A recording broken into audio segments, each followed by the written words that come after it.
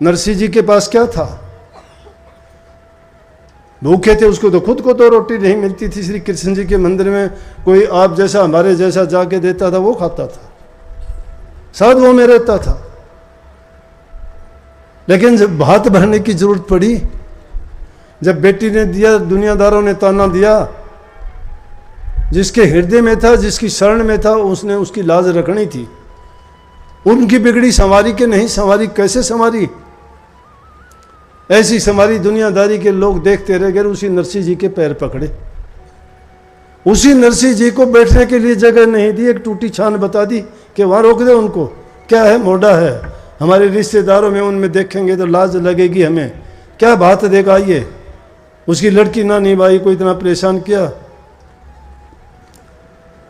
गाड़ी देने नहीं दी किसी ने, कहने लगे अरे कोई गाड़ी दे दो, भात भराऊं। बोला कि तेरे को भिखारी को कौन देगा? किसी एक जमींदार ने बोला टूटी फूटी थी, बोला ये ले जा। बोला बैल नहीं है। बूढ़े से बैल किसी ने दे दिए कि मरेंगे मर जाएंगे, दे दो नरसिंह। अच्छा, टूटी गाड़ी है, बैल भी बूढ़े हैं, अपने आप ना परेशान हो जाएगा। लेकिन वो तो गाड़ी लेके चलता, श्री कृष्ण जी वहीं साथ साथ हो लेते, दूर थे ही नहीं। भक्तों का साथ निभाते हैं, वो हमेशा साथ होते हैं। और क्या कहता है श्री कृष्ण जी? प्रार्थना करता है उस साधु से, उसी नरसिंह जी से कहता है, गाड़ी आड़े मन बिठा ले रे, कब गाड़ी डाट भगत में हार लिया।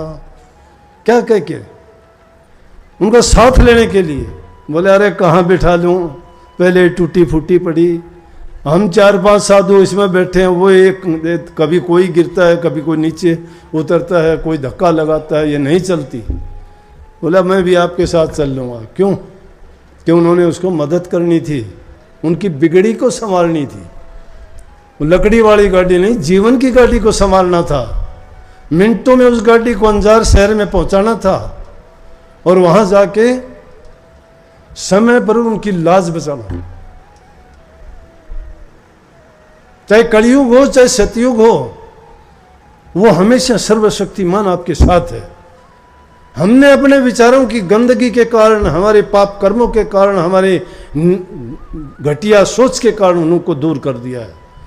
वो हमेशा थे, हैं और रहेंगे, उनके बिना है ही नहीं। सृष्टि उन्हीं से रची हुई है, वही सृष्टि है। रोम रोम में कण कण में बसने वाले हैं और उनका रास्ता सत्संगों में ही मिलता दिखता है और सुझाते हैं।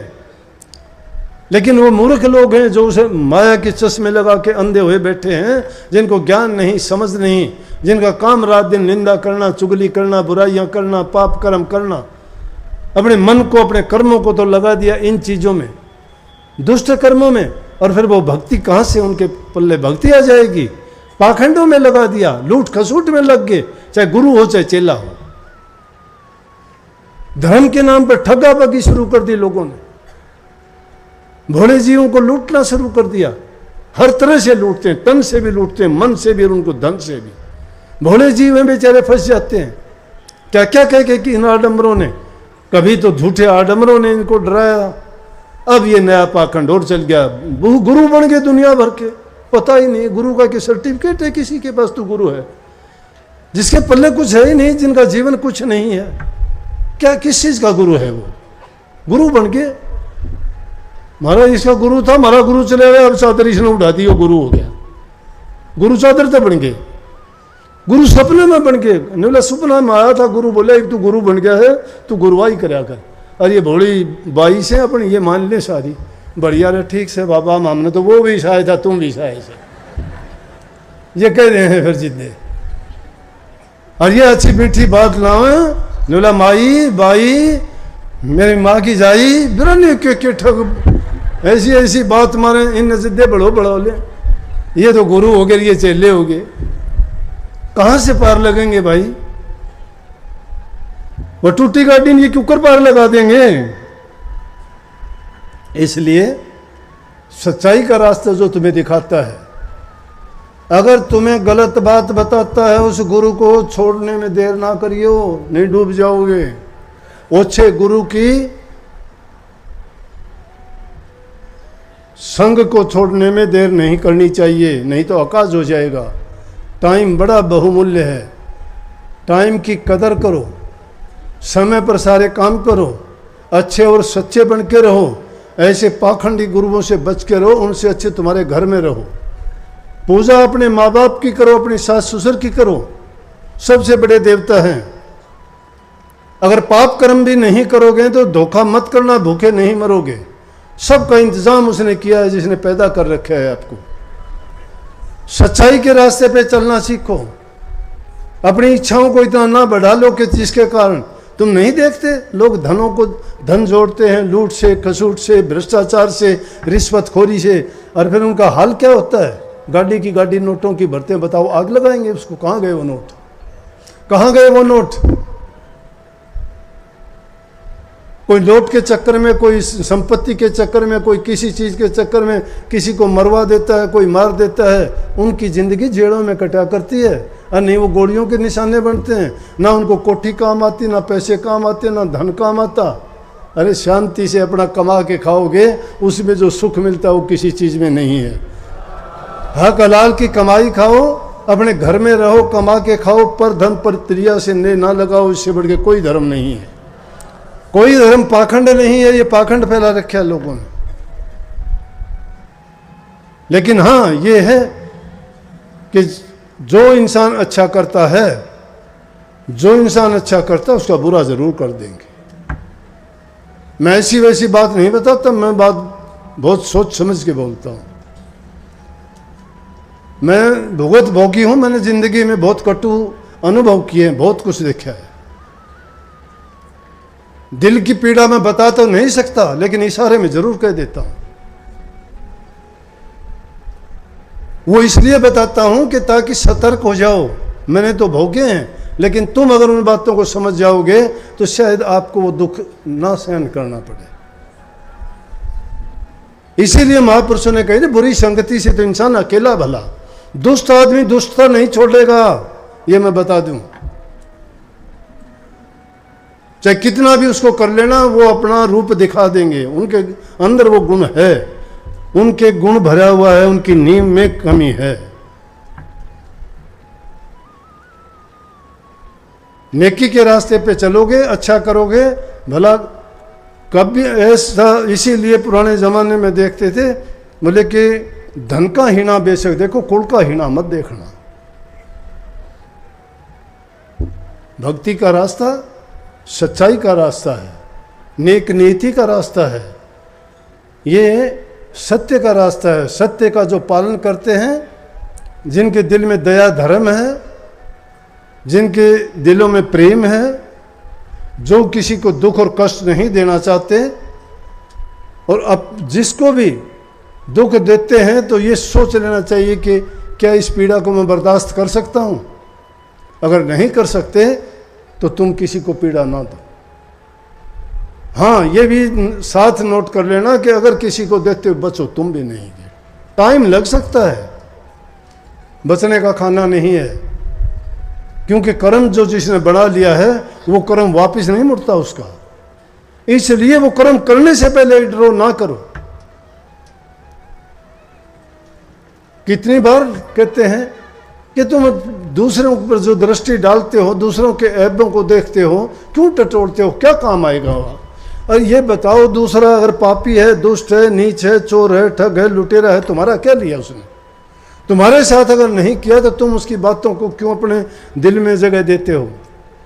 इसका मतलब तुम उस दूषित वातावरण को अपने हृदय में, अपने विचारों में भरते हो बेकार में। उस गंदगी को अपने दिमाग में ना आने दो। बुरी जगह में तो तुम बदबू आती है, वहां से तुम नाक क्यों नहीं बंद करते हो? ना बंद किया करो। गंदी चीज होती है, क्यों नहीं उसको देखना चाहते? देखा करो, देखा करो फिर तो। अरे गंदी चीज को तुम देखना नहीं चाहते, बदबू को तुम सूंघना नहीं चाहते, गाली गलौज और भद्दी वाणी को तुम सुनना नहीं चाहते, फिर इन बुराइयों को अपने हृदय में जगह क्यों देते हो? इसीलिए कही है वो 3 बंद लगाना। संत मत में सिर्फ ये नहीं है कि तुम जो है उन चीजों को कान बंद करके अंदर की धुन सुन लोगे, या आंखें बंद करके तुम अंदर के नज़ारे देख लोगे, या मुंह को बंद करके तुम जो है अपनी सूरत को, सांस की महीन उसको बना के सूरत को ऊपर चढ़ा दोगे, नहीं। इनका मतलब ये है कि इन आँखों से गंदगी ना देखो, ज़बान से गंदे मंदे ना बोलो, आँखों से गंदी चीज़ों को ना देखो, क्योंकि ये चीज़ें हमारे दिमाग को दूषित कर देंगी, और ये उस दिमाग को दूषित कर देंगे, उनमें अच्छे ख्यालात नहीं आ सकते। जहाँ अच्छे ख्यालात नहीं हैं, जहाँ पहले ही गंदगी भरी है, वहाँ तुम अच्छी चीज़ कैसे रख सकते हो। इसलिए पहले अगर ऐसी चीज़ें हैं तो उनको खाली करो, टाइम लगेगा, 1-2 दिन नहीं, बहुत टाइम लगेगा। ये चीज़ें वो आवश्यक चीज़ हैं।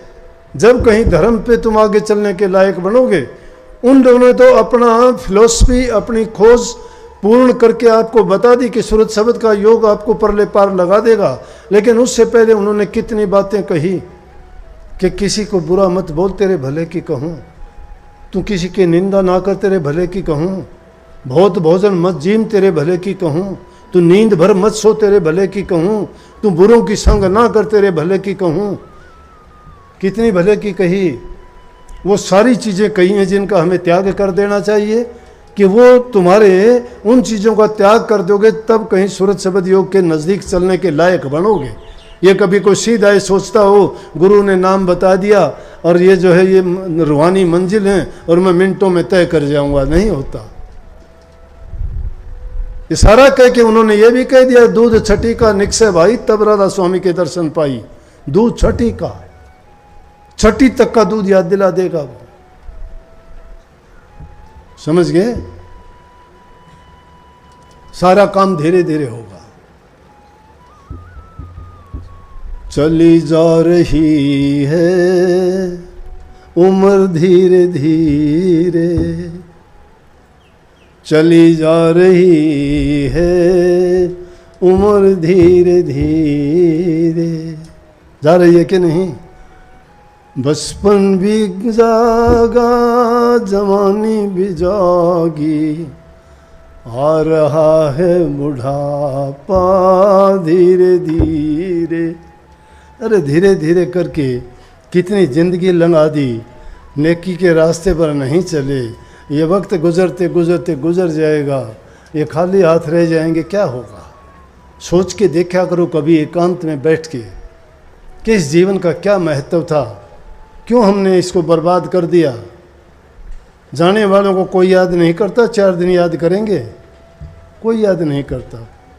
कितने गए, उनके कोई कदम के निशान हैं? कहीं मिलते हैं? कहीं दिखाई देते हैं? नहीं। चोर सिपाही आता है, चुपचाप लेके चला जाता है, ना किसी का घाव करता, या मूर्ति पड़ी रह जाती है, प्राणों को लेके चला जाता है। कहाँ चले जाते हैं? सोचते हैं कभी? कितनी अच्छी बात कही है। उनके कदमों के निशान भी नहीं, कोई खत खबर भी नहीं आता, तो क्यों ना जिंदा जी ऐसा काम करके जाएं, नेकी करके जाएं। जाने के बाद भी कोई याद करे तो ये कह के करे कि नेक इंसान था, उसने नेकी की थी, तो जीवन का सार है, नहीं तो जीवन निस्सा बेकार है। सबको बहुत बहुत आशीर्वाद। सब कामों को छोड़ के मालिक को याद किया करो, उससे पहले नेक कर्म किया करो, तन से, मन से, धन से।